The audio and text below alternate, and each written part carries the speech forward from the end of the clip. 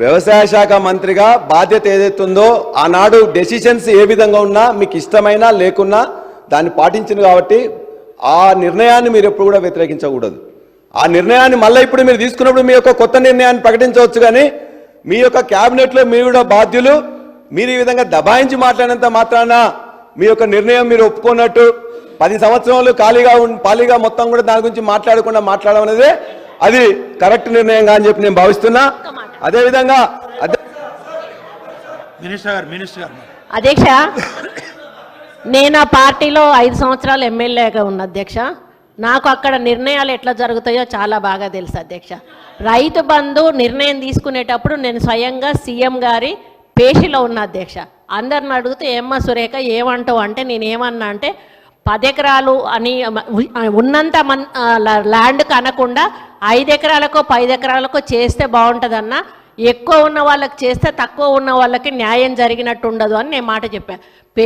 పేరుకు మాత్రమే వాళ్ళు ఒపీనియన్స్ తీసుకుంటారు అధ్యక్ష.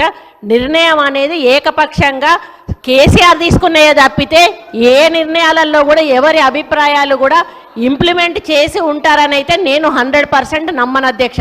ఎందుకంటే చాలా పాలసీ డెసిషన్స్లో నేను అక్కడ ఉన్నదాన్ని. Even Warangal Hanumakonda district division వచ్చినప్పుడు కూడా నేను ఒకటే చెప్పాను, రూరల్ అర్బన్ అని పెట్టండి అంటే అక్కడ అందరూ వ్యతిరేకించారు అధ్యక్ష. వ్యతిరేకించి లేదు ఒకటే ఉంటుంది జిల్లా, రూరల్ అర్బన్ అని వేరు చేయమని ఆ రోజు చెప్పారు. మళ్ళీ తర్వాత అదే నిర్ణయం తీసుకున్నారు అధ్యక్ష. కాబట్టి అభిప్రాయ సేకరణతోటి కేసీఆర్ గారు నిర్ణయం తీసుకుంటారన్నది చాలా తప్పు అధ్యక్ష.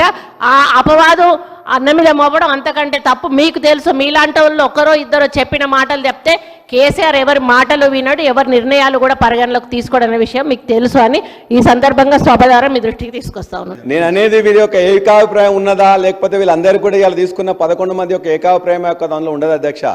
ఒక అభిప్రాయం బయటకు వచ్చిన తర్వాత దానికి కట్టుబడి ఉండాలి. దానికి ఎప్పుడు కూడా ఉన్న తర్వాత మేము కూడా బాధ్యతలను ఒప్పుకోవాలి.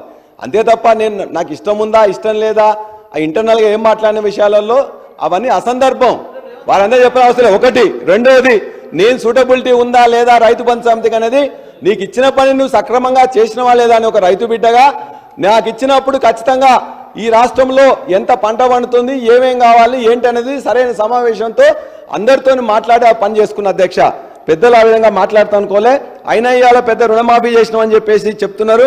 రుణమాఫీ 2 సార్లు గతంలో కేసీఆర్ గారు చేసినప్పుడు కూడా మీరు ఉన్నారు. 16,144 1 లక్ష రూపాయలు మాత్రమైతేనే 1 లక్ష రూపాయలు అయితే మాత్రమే అధ్యక్ష మేము చేసినప్పుడు అందరు కూడా విఆర్ఓ కానీ ఏఈఓ కానీ ఎంఆర్ఓ కానీ ఎంపీడీఓ కానీ బ్యాంక్ మేనేజర్లు అందరూ కలిసి గ్రామ సభ పెట్టి ఆ గ్రామంలో ఉన్నాయని కూడా తీసుకుపోయి మొత్తం ఇచ్చినట్లయితే 1 లక్ష కిందికే 16,144 కోట్లు ఇచ్చినాం అధ్యక్ష. ఇలా 1,50,000 మంది 1,50,000 వరకైనా కూడా 12,000 కోట్లు కాలే. రెండోసారి ఇచ్చినప్పుడు 19,000 కోట్లు అయింది.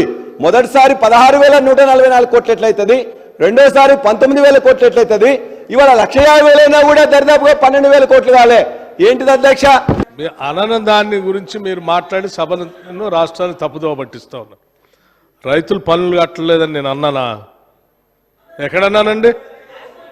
మేము మాట్లాడింది ఏంటి?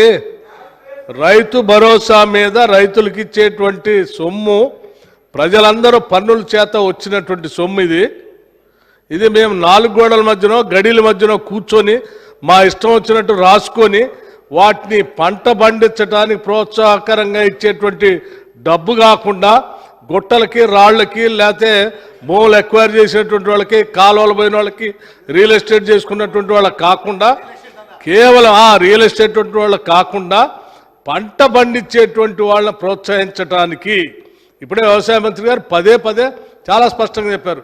అటువంటి వాళ్ళకి ఇవ్వాలా, లేకపోతే మీరు దాదాపు 20 నుంచి 25,000 కోట్లు దాని పేరు చెప్పి మిగతా వాళ్ళు అందరికీ ఇచ్చారు. అది ప్రజల సొమ్ము, పన్నుల ద్వారా వచ్చిన సొమ్ము, వాళ్ళ చెమట, వాళ్ళ స్వేదం, వాళ్ళని అడిగి వాళ్ళు చెప్పినట్టుగా చేద్దామని చెప్పాము తప్ప నేను రైతులు పన్నులు కట్టట్లేదు, వాళ్ళు ఇది చేయట్లేదని నేను చెప్పలేదండి. సో మేము ఎప్పటికి కూడా చెప్పేది ఏంటంటే మేము ఇందా నుంచి సభను తప్పుదోవ పట్టిస్తూ ఉన్నారు. సీతక్క గారు అడిగారు ఇందా చెప్పినట్టుగా మేము పోడు భూములకు గుట్టలకు అన్నిటికీ డబ్బులు ఇచ్చామని చెప్తున్నా. అరే 10 ఏళ్ళు అసలు మీరు పోడు భూములకు పట్టాలే ఇవ్వలేదు. మీరు అరిసి అలసిపోయారు. ఈ రాష్ట్రంలో గిరిజన సోదరులు పోడు భూములు చేసుకునే వాళ్ళంతా అడవిలోకి వచ్చి వాళ్ళు పంట పండించుకుంటామంటే పోలీసులు పంపించి ఆడబిడ్డలను కూడా చూడకుండా చెట్టు కట్టేసి గిరిజనులు కొట్టినటువంటి ప్రభుత్వం మీది. మీరు ఇంకా పోడు భూముల గురించి మాట్లాడతారా? ఎట్లా అండి? మీరు ఉన్న విషయం ఇవాళ డిమాండ్స్ మీద మాట్లాడుతున్నారు. ఆ డిమాండ్స్ ఏంటో మాట్లాడి ముగించండి. సబ్జెక్ట్ అంతా వదిలిపెట్టి ఎటో పోయి చెప్తా ఉన్నారు. ఇది కరెక్ట్ కాదండి. Please do subscribe to. Please do subscribe to. Please do subscribe to. Please do subscribe to. Please do subscribe to. Please do subscribe to KTV Telugu. KTV Telugu. KTV Telugu. KTV Telugu. To KTV Telugu. KTV Telugu. Please do subscribe to KTV Telugu.